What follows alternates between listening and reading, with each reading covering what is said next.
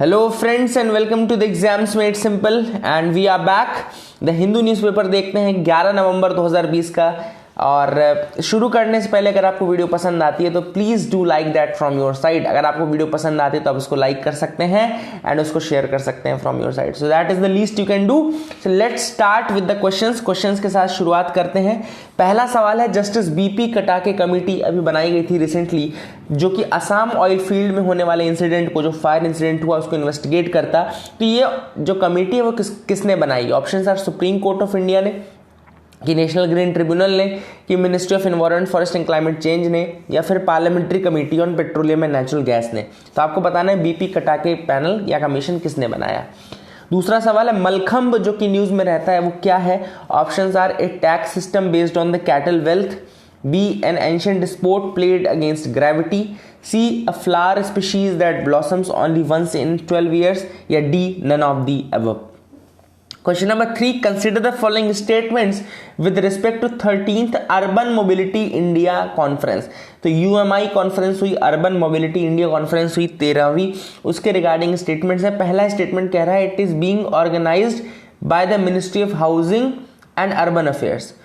दूसरा स्टेटमेंट कह रहा है, the main theme of this year's event is accessible and liveable cities. तो इनमें से कौन सा स्टेटमेंट सही है? One only, two only, both या none? So these are the 3 questions for you. Please pause the video and do answer these questions. अब मैं आपको आंसर्स बता दूंगा, इसलिए पॉज करके अगर आपको आंसर करना है तो अटेम्प्ट कर लीजिए, अदरवाइज मैं आपको आंसर बताता हूँ। जस्टिस बीपी कटाके जो कमेटी थी वो बनाई गई थी एनजीटी द्वारा, नेशनल ग्रीन ट्रिब्यूनल द्वारा बनाई गई थी। और बागजान फील्ड से, वहां पे देखो मैं लिख के दे देता हूँ, देखो ये these are the Baghjan oil fields. और यहाँ पर जो फायर इंसिडेंट हुआ, अभी तक इसमें फायर नहीं कम हुआ है, तो हमने किसकी मदद ली? कंट्री की मदद ली जिसका नाम है कनाडा। कनाडा से हमने स्नबिंग इक्विपमेंट होता है उसकी मांग की है ताकि इसको कम किया जा सके, तो कनाडा से हमने मदद ली है, ये भी आप याद रख सकते हैं। दूसरा सवाल मैंने पूछा था मलखंब, तो मलखंब एक स्पोर्ट्स है, न केवल स्पोर्ट्स है जो मध्य प्रदेश है उसका, तो ये राजकीय खेल जिसको बोलते हैं, स्टेट स्पोर्ट्स बोलते हैं, तो राजकीय खेल ये मध्य प्रदेश का है, ठीक है। तीसरा सवाल मैंने पूछा था कि 13th urban mobility India conference के रिगार्डिंग स्टेटमेंट्स कौन कौन से सही हैं। तो पहला स्टेटमेंट बिल्कुल सही है, ऑर्गेनाइज इसको ministry of housing and urban affairs ने ही किया था, अर्बन मोबिलिटी इंडिया कॉन्फ्रेंस को। दूसरा स्टेटमेंट जरूर गलत है कि किस बार की थीम ये नहीं थी, है ना। The theme was not this, theme जो थी वो थी emerging trends in urban mobility. Theme क्या थी? Emerging trends in urban mobility, so that was the theme. तो ये भी आप याद रख सकते हैं। बागजान ऑयल फील्ड मैंने आपको बता दिया कि एनजीटी ने उसको किया है, ये मैंने पहले बताया था। मलखंब स्पोर्ट्स जो है वो एंटी ग्रेविटी स्पोर्ट्स है, जो कि मध्य प्रदेश का राजकीय खेल भी कहलाता है। कुछ और न्यूज आइटम्स, इंपॉर्टेंट जो फैक्चुअल न्यूज आइटम्स हैं उनको देख लेते हैं। नीति आयोग ने एक पैनल फॉर्म किया है इन अर्बन प्लानिंग एजुकेशन। याद रखिएगा, NITI Aayog has formed a panel, एक पैनल बनाया है, 14 मेंबर पैनल है, 14 मेंबर है इस पैनल के, that will look into introducing reforms in urban planning education system. तो अर्बन प्लानिंग एजुकेशन सिस्टम के लिए ये एक पैनल बनाया गया है, 14 मेंबर का नीति आयोग द्वारा बनाया गया है। याद रखिएगा, अर्बन प्लानिंग एजुकेशन के लिए ये बनाया गया है। इस पैनल को हेड कौन कर रहा है? इस पैनल को हेड कर रहा है NITI Aayog vice chairman Rajiv Kumar. Okay, the panel is headed by NITI Aayog vice chairman Rajiv Kumar. तो Rajiv Kumar will be heading this panel. The secretaries of 3 ministries, housing and urban affairs, higher education and panchayati raj are among the members of the committee. इसमें जो members हैं, जैसे कुछ secretaries हैं ministry of housing and urban affairs के, higher education के, then panchayati राज के, इन ministries के सेक्रेटरीज भी इसके मेंबर रहेंगे। तो ये आप याद रख सकते हैं। इसको राजीव कुमार हेड कर रहे हैं, वाइस चेयरमैन नीति आयोग के। और अर्बन प्लानिंग एजुकेशन के रिगार्डिंग ये कमेटी बनाई गई है, अर्बन प्लानिंग एजुकेशन के रिगार्डिंग ये कमेटी बनाई गई है। मैंडेट देखो लिखा हुआ है, to review the urban planning education system in India.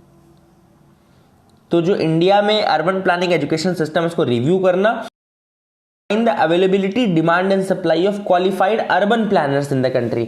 देश के अंदर जो भी अर्बन प्लानर्स हैं उनकी अवेलेबिलिटी को एग्जामाइन करना, उनकी डिमांड को देखना और उनकी सप्लाई को मेक श्योर करना कि कितनी है कितनी नहीं है। तो all these things will come under the mandate of this commission, 14 member committee under Rajiv Kumar, vice chairman of NITI Aayog, urban planning education. याद रखना इस चीज को।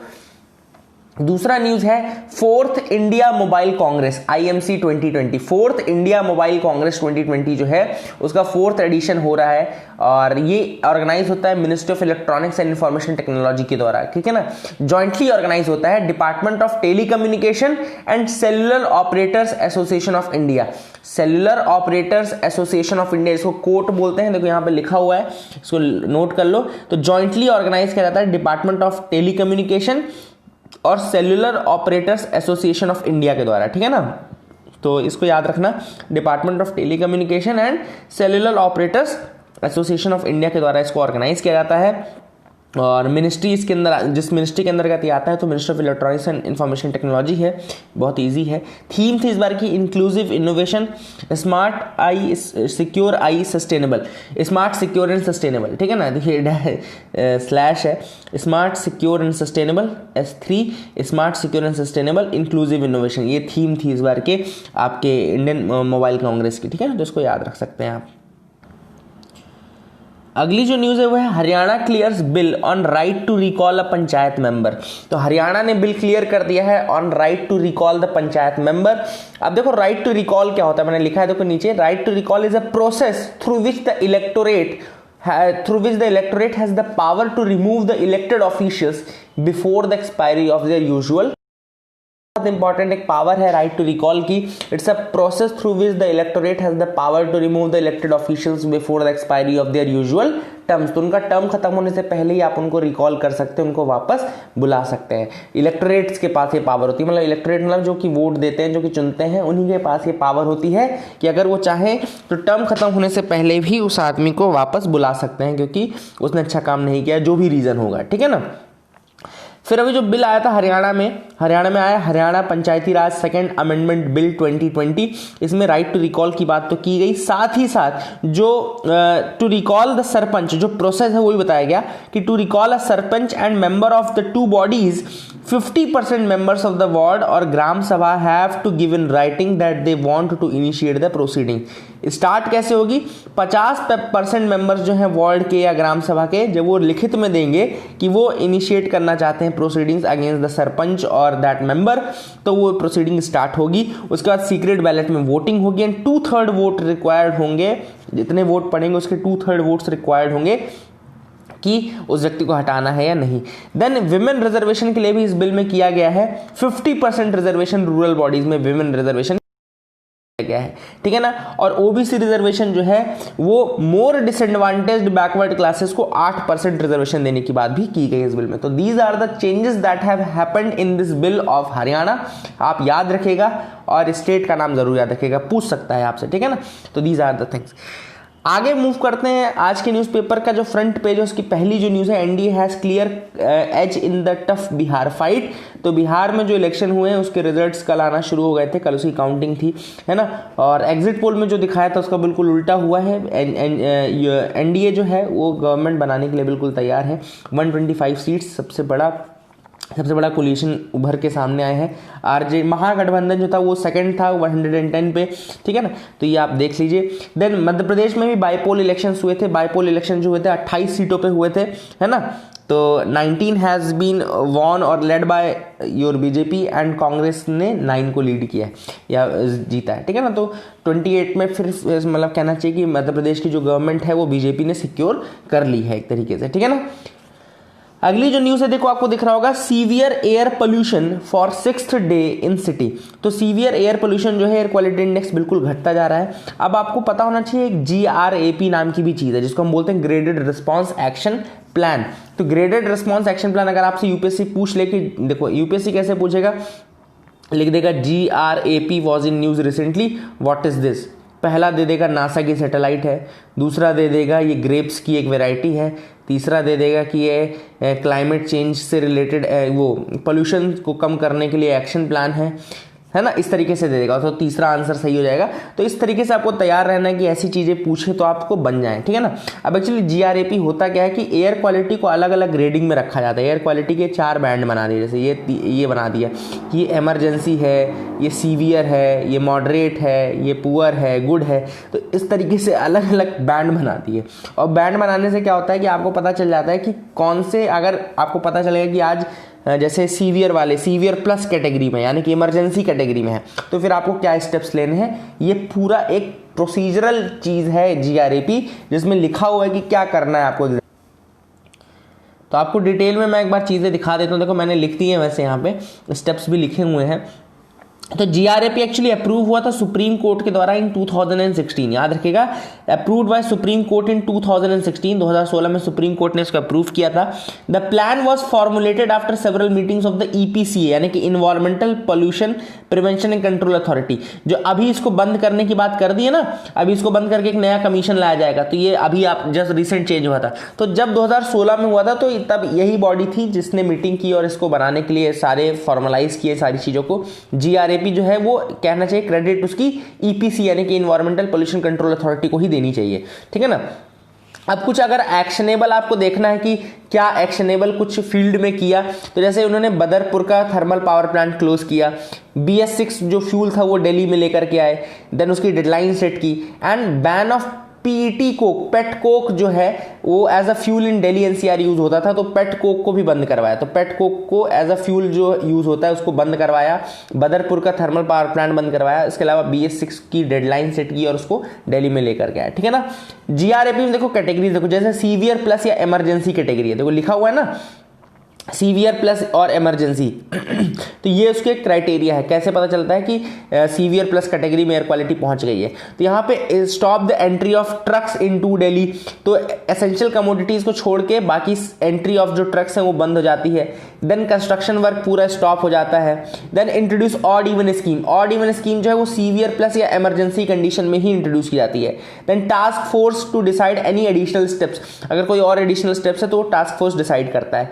जैसे सीवियर प्लस के बाद फिर आती है सीवियर कैटेगरी। सीवियर में आपका क्लोज द ब्रिक क्लिंस होता है, हॉट मिक्स प्लांट्स इन सबको क्लोज कर दो, स्टोन क्रशर्स को बंद कर दो, power generation natural gas to reduce generation from coal, coal के जनरेशन को कम करना है, पब्लिक ट्रांसपोर्ट को इंकरेज करना है, more frequent mechanised cleaning of roads and sprinkling of water, roads की क्लीनिंग और sprinkling of water. Very poor category में डीजल जनरेटर सेट्स, इन सबको बंद कर देते हैं, stop use of diesel generator sets, enhanced parking fee by 3 to 4 times, parking fees 3 से 4 गुना बढ़ा दी जाती है। Then increase bus and metro services, bus and metro services बढ़ा दिया जाता है। Apartment owners to discourage burning of fires in winters, fires में जो विंटर्स में जो फायर जलाते हैं वो बंद करने की बात कर दी जाती है, अपार्टमेंट में मना कर दिया जाता है। मॉडरेट टू पुअर में having fines on garbage burning, अगर आप कचरा जलाते हैं तो आपके ऊपर फाइन लगाया जाता है। Pollution control regulation brick kilns industries में लागू किए जाते हैं। Mechanised sweeping on roads with heavy traffic and water sprinkling, strictly enforce ban on fire crackers, तो पुअर कैटेगरी में अगर है मॉडरेट टू पुअर में तो बैन ऑन फायर क्रैकर्स हो जाता है। तो ये सारी चीज़ें आपको मैंने बता दी, I hope you will remember that graded response action plan, इसको याद रखिएगा। आगे मूव करते हैं। प्राइम मिनिस्टर ने वर्चुअल एससीओ समिट में भाग लिया, एससीओ का जो समिट था उसमें भाग लिया ये, और 20वां समिट था, 20th समिट था एससीओ का, जिसमें head of the state participate कर रहे थे। और इस समिट में प्राइम मिनिस्टर ने जो बोला है वो टेरिटोरियल इंटीग्रिटी और सॉवरेनिटी की बात की है कि that country should maintain territorial integrity and sovereignty, तो ये बहुत इंपॉर्टेंट चीज़ है। और एससीओ की अगर हम बात करें, let me tell you about SCO, तो शंघाई कॉर्पोरेशन ऑर्गेनाइजेशन एक permanent intergovernmental international organisation है जो कि 2001 में बनी थी। 20वां समिट है ना, इसलिए तो 20th समिट है, 2001 में बनी थी, शंघाई चाइना में बनी थी। अभी अगर देखें तो एससीओ के 8 मेंबर्स हैं, 8 members are there, India, Kazakhstan, China, Kyrgyzstan, Pakistan, Russia, Tajikistan, Uzbekistan, ये 8 मेंबर्स हैं, है ना, जो कि एससीओ के मेंबर्स हैं अभी, इनको याद रखना। और इंडिया और पाकिस्तान जो थे वो 2017 में एससीओ में इंट्रोड्यूस किए गए, ये भी एक इंपॉर्टेंट फैक्टर, बिल्कुल लेटेस्ट मेंबर्स हैं। 4 ऑब्जर्वर कंट्रीज हैं, Afghanistan, Belarus, Iran and Mongolia. 6 dialogue partners हैं, Azerbaijan, Armenia, Cambodia, Nepal, Turkey and Sri Lanka, ये 6 डायलॉग पार्टनर्स हैं। अब इसको हेड कौन करता है, जो head of the state council, HSC बोलते हैं इसको, head of the state council is the supreme decision making body of SCO. SCO की जो सुप्रीम डिसीजन मेकिंग बॉडी है वो head of the state council कहलाती है, head of the state council. SCO के अंदर एक एंटी टेररिज्म मैकेनिज्म है जिसको हम बोलते हैं rats, remember this, regional anti terrorism structure. ये जो है ये एससीओ का मैकेनिज्म है। अगर आपसे कोई पूछे कि व्हाट इज दिस रैट्स, तो ये याद रखिएगा कि SCO का एंटी टेररिज्म स्ट्रक्चर है जो कि SCO के अंतर्गत आता है। तो I hope you will remember all these fact जो कि मैंने आपको बताए and you got to know something, है ना। आगे मूव करते हैं, देखते हैं और क्या इंपॉर्टेंट न्यूज आइटम्स है जिनके बारे में हमको डिस्कस करना है। You can move with me. Editorial में आ गए, तो एडिटोरियल में जो पहला एडिटोरियल हम डिस्कस करेंगे वो है strengthening the public health capacities in disasters. Public health capacities को स्ट्रेंथन करने की जरूरत है डिजास्टर्स में। क्यों?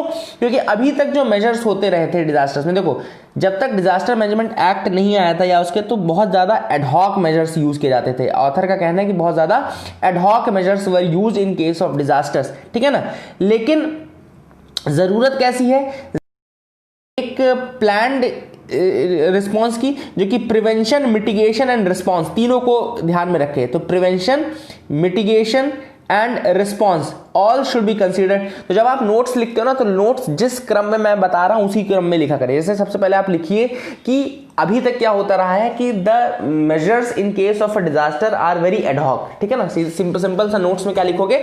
The measures taken are very ad hoc and what actually is needed is proper methodology for prevention, mitigation and response of a disaster, ठीक है ना। हमको इसलिए तैयार रहना है कि हम उसको मिटिगेट कर सकें, रिस्पॉन्स कर सकें और प्रिवेंट कर सकें किसी भी डिजास्टर कंडीशन में, ठीक है ना। ये ऑथर ने कहा। आगे मूव करो। अभी तक जो हमारे मेजर्स रहे, they have largely been reactive मतलब कि कोई चीज हुई, उसके बाद हमने रिएक्ट किया, उसके अगेंस्ट स्टेप्स लेना शुरू किया। तो this is what we are actually doing. We are actually reactive in nature, ठीक है ना। We are not proactive. हमको बनना क्या है? We have to become proactive from reactive. अगर आपको प्रिपेयर्डनेस और प्रिवेंशन करना है तो आपको प्रोएक्टिव बनना पड़ेगा, ना कि रिएक्टिव बनना पड़ेगा, ठीक है ना। तो ये आपको इंपॉर्टेंट चीज याद रखनी है। The common theme is that public health angle in disasters and disaster management has been under-emphasized। अब ऑथर ने कहा कि इसमें जो पब्लिक हेल्थ वाला एंगल है अभी तक डिजास्टर्स में, वो बहुत ज्यादा अंडर एम्फेसाइज्ड है। Now this is a very important point that author raises कि डिजास्टर्स में पहले तो डिजास्टर्स के केस में ही बहुत एडहॉक रिस्पॉन्स होता था। देखो बहुत इजीली मैं आपको समझाता हूं कि डिजास्टर्स के केस में तो पहले बहुत एडहॉक रिस्पॉन्स होता ही था, जब तक डिजास्टर मैनेजमेंट एक्ट नहीं आता 2005 में। 2005 में डिजास्टर मैनेजमेंट एक्ट आता है, उसके बाद से हमने डिजास्टर्स को थोड़ा सीरियसली लेना शुरू किया, उनको NDMA, SDMA के थ्रू थोड़ा हैंडल करना शुरू किया। लेकिन अभी भी जो पब्लिक हेल्थ वाला एंगल है, मतलब कि डिजास्टर्स का पब्लिक हेल्थ पे क्या इंपैक्ट पड़ता है, उसका जो मैकेनिज्म है वो बहुत ज्यादा कहना चाहिए वो वाला पॉइंट तो अभी एक तरह से इंक्लूड ही नहीं किया गया है, ठीक है ना। अब ऑथर ने कहा कि दो इंपॉर्टेंट लेसन्स हैं जो कि इमर्ज होते हैं, जिनको डिस्कस करना जरूरी है। फर्स्ट तो ये कि health services and their continuing development can not be oblivious to the possibility of disaster imposed pressure. सबसे इंपॉर्टेंट तो ये चीज है कि हेल्थ सर्विसेज जो हैं उनको ये नजरअंदाज नहीं करना चाहिए। हेल्थ सर्विसेज को डिजास्टर्स नजरअंदाज नहीं करने चाहिए, उनको ये मेक श्योर करना चाहिए कि health services are apt enough. आपके पास इतनी प्रॉपर हेल्थ सर्विसेज है कि वो both in case of non disasters and in case of disaster, दोनों के केस में आपको वो प्रोवाइड रहे, ठीक है ना।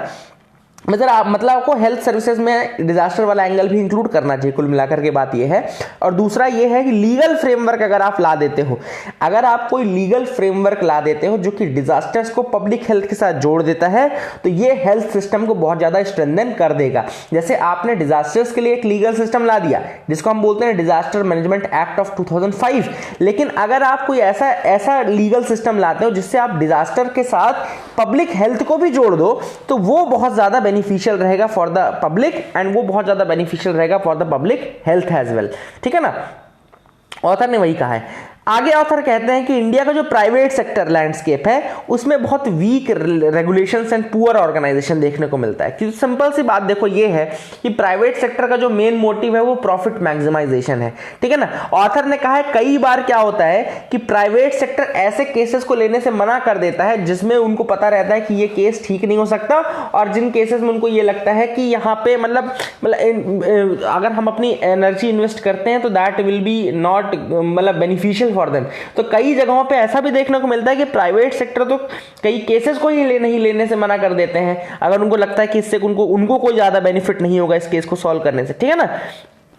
All this things are there. यही ऑथर ने बोला है कि जैसे अगर आप सोच रहे हैं कि हम प्राइवेट सेक्टर्स को आने दें, अपने आप वो कर लेंगे, तो ऐसा नहीं होने वाला है। सिंपल सी बात है, we can not leave this at the hands of, at the mercy of private health care system.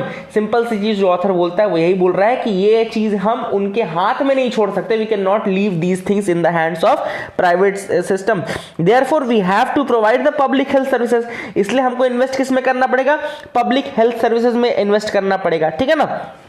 देखो यहां पे देखो लिखा हुआ है कि private hospitals are known to prefer lucrative and high end cold cases. Private जो हॉस्पिटल्स हैं they prefer lucrative and high end cold cases specially under insurance and are generally averse to infectious diseases and critical cases with unpredictable profiles.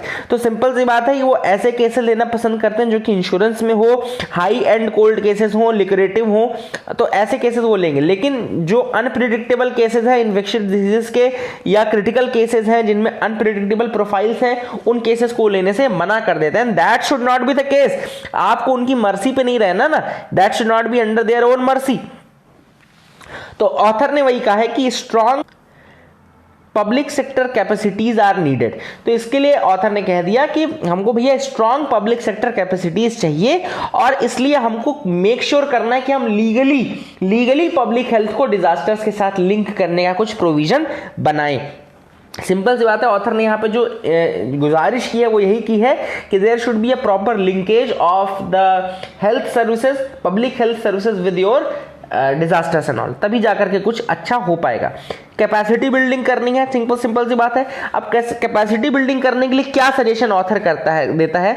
Author ने ये suggestion दिया है कि insurance का आप कुछ करो, मैकेनिज्म करो, डिजास्टर्स के केस में कुछ इंश्योरेंस के साथ लिंक करो, ताकि जो हेल्थ केयर में उनका नुकसान होता है, एक डिजास्टर जब आता है तो व्यक्ति का ऑलरेडी मॉनेटरी लॉस बहुत ज्यादा होता है। ऐसे मॉनेटरी लॉस में अगर उसका फिजिकल लॉस भी हो रहा है और उसके लिए पैसे कहां से लाएगा वो, तो आप इंश्योरेंस का कुछ मैकेनिज्म लगाओ। मैं आगे दिखाता हूं, आपको नोट्स में लिखा हुआ है, ठीक है ना, नोट्स में आगे दिया हुआ है।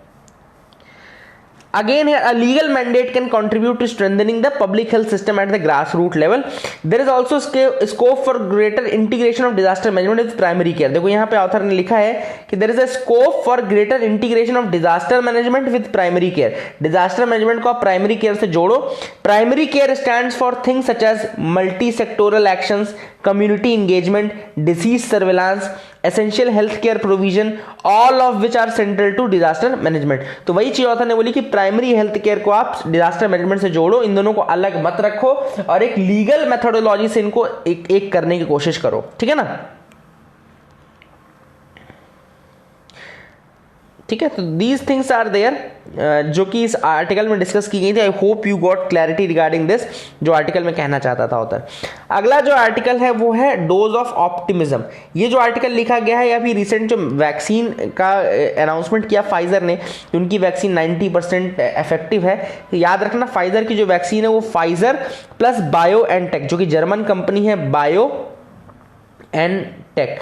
तो इसने बनाया है। तो बायोएनटेक एक जर्मन कंपनी है, फाइजर एक अमेरिकन कंपनी है, इन दोनों ने मिलकर के ये बनाया है और 90% इफेक्टिव ये खुद को बोलते हैं, ठीक है ना। तो अब ऑथर यहाँ पे अपनी इंडिया की वैक्सीन के बारे में बताते हैं, जैसे कि कोविशील्ड वैक्सीन है by the serum institute of India, और कोवैक्सिन वैक्सीन है जो कि भारत बायोटेक लिमिटेड द्वारा है। ये वैक्सीन भी फेज 3 ट्रायल्स में चल रही है इंडिया में, ठीक है ना। तो इसके अलावा ऑथर ने ये बोला है कि अब देखो बहुत इजीली मैं आपको ये टॉपिक समझा सकता हूँ कि वैक्सीन्स रखने के लिए, जैसे अब फाइजर की वैक्सीन है वो mRNA उस पर बेस्ड है, mRNA मेथोडोलॉजी पे बेस्ड है, ठीक है ना, mRNA पे। ये बहुत एक इनोवेटिव स्टेप है क्योंकि mRNA से कोई एक्टिव कमर्शियल वैक्सीन अभी तक नहीं बनी है। mRNA टेक्निक का यूज करने वाला कोई एक्टिव वैक्सीन नहीं बना है। आपके दिमाग में अगर सवाल आ रहा है कि mRNA क्या होता है, देखो मैं सिंपल सा आपको बताता हूं तरीका। mRNA अगर आपको जानना है क्या होता है, कि अगर ये आपकी बॉडी है, if this is your human body, तो आपका इम्यून रिस्पॉन्स कब आता है? आपका इम्यून रिस्पॉन्स तब आता है जब जो पैथोजेंस आपकी बॉडी में इंटर करेंगे और वो कुछ प्रोटीन रिलीज करते हैं, हार्मफुल प्रोटीन रिलीज करते हैं, तब आपका इम्यून रिस्पॉन्स जागता है। जब आपके इम्यून रिस्पॉन्स को पता चलता है कि अच्छा ये एक प्रोटीन रिलीज हुआ और ये प्रोटीन तो हार्मफुल पैथोजेंस रिलीज करते हैं, तो तब वो आपका इम्यून सिस्टम जागता है। mRNA टेक्निक में क्या होता है कि mRNA टेक्निक में ये होता है कि आपका जो mRNA होता है वो ऑटोमेटिकली अपने से ही वो प्रोटीन रिलीज करना शुरू कर देता है कम मात्रा में, बहुत कम मात्रा में, जिससे आपकी बॉडी को नुकसान भी ना हो और आपकी बॉडी उस चीज को एनालाइज भी कर ले कि हाँ भाई ये प्रोटीन रिलीज हो रहा है। मतलब वो नुकसान भी नहीं करता आपके बॉडी को और वो पता भी कर लेता है आपकी बॉडी कि आपके बॉडी में वो प्रोटीन आ गया है। बिना एक्टिव वायरस के आपके अंदर एक्टिव पैथोजन के वो प्रोटीन रिलीज करवाने का काम mRNA का रहता है, जिसके थ्रू आपकी बॉडी को लगता है कि ये एक पैथोजन ने किया है और आपका इम्यून रिस्पॉन्स एक्टिव हो जाता है। ठीक है ना। तो ये एक दूसरा जो कि mRNA टेक्नोलॉजी में यूज होता है। आई होप यू गॉट क्लैरिटी, आपको समझ में आ गया होगा। ठीक है ना। अब इनको रखने के लिए क्या चाहिए, इनको रखने के लिए बहुत ज्यादा कम टेम्परेचर चाहिए, जैसे अभी बताया कि -70 डिग्री सेंटीग्रेड टेम्परेचर चाहिए। अब इंडिया में जो कोल्ड स्टोरेज इंफ्रास्ट्रक्चर है वो प्रॉपर नहीं है। ये आर्टिकल जो है वो इसी के ऊपर लिखा गया है कि कोल्ड स्टोरेज इंफ्रास्ट्रक्चर आपके पास जब प्रॉपर नहीं है तो अगर वैक्सीन बन भी जाती है, अगर वैक्सीन आपको बन के मिल भी जाती है तो आप उसको स्टोर कैसे करेंगे। लगभग 100 मिलियन 200 मिलियन डोजेज आपको रखने पड़ेंगे, तो इतने डोज आप रखोगे कहां पर, कोल्ड स्टोरेज की फैसिलिटी नहीं है। तो you should think about your cold storage infrastructure as well. तो इस आर्टिकल में बेसिकली जो बात की गई थी वो कोल्ड स्टोरेज इंफ्रास्ट्रक्चर की बात की गई थी। तो I hope you got clarity regarding that, आपको समझ में आ गया होगा। आगे मूव करते हैं, तीसरे आर्टिकल में आते हैं। तीसरा आर्टिकल है providing quick psycho social support. अब ऑथर ने कहा है कि देखो जो ये डिप्रेशन, लोनलीनेस, लेथार्जी, ये सब जो चीजें हैं ये कोविड-19 के टाइम में बढ़ गई है, स्पेशली विद द चिल्ड्रन। सबसे अधिक अगर ये चीजें देखो, जो छोटे बच्चे जो खेलते रहते हैं, जो स्कूल जाते हैं, अब वो स्कूल नहीं जा पा रहे हैं। अगर अब वो स्कूल नहीं जा पाएंगे तो उनकी एक्टिविटी जो रहेगी वो नहीं रहेगी और वो हो सकता है कि उनको पता ना चले कि क्या है, लेकिन वो डिप्रेशन या लोनलीनेस का शिकार होने लगे। They might become prone to loneliness and all. तो ये चीजें उनको हो सकती हैं। तो वही ऑथर ने यहां पे बोला है कि ऐसे केसेस में क्या जरूरत है, आपको एक साइको सोशल कैडर बनाने की जरूरत है। Psycho social support cadre. तो साइको सोशल सपोर्ट कैडर आप कैसे बनाओगे, तो ऑथर ने कहा कि देखो अभी बहुत ज्यादा लेवल पे आप रिक्रूटमेंट और ये तो कर नहीं सकते कि जो साइको सोशल सपोर्ट एक्सपर्ट्स को आप बुलाओ, है ना। तो आप क्या कर सकते हो कि आप वॉलंटियर्स को इन्वॉल्व कर सकते हो, जो कि बच्चों के साथ इन्वॉल्व होंगे। वॉलंटियर्स रहेंगे जिनकी थोड़ी बहुत ट्रेनिंग अगर आप करा दो तो बच्चों के साथ खेलना, पेंटिंग करना, music, story telling, dance, quizzing, toy making, ये एक्टिविटीज वो बच्चों के साथ करवा सकते हैं। तो एक तरीके से बच्चों को psycho social support of all these efforts of the volunteers. तो वही ऑथर ने कहा है कि एक वॉलंटियर कैडर आपको बनाने की जरूरत है।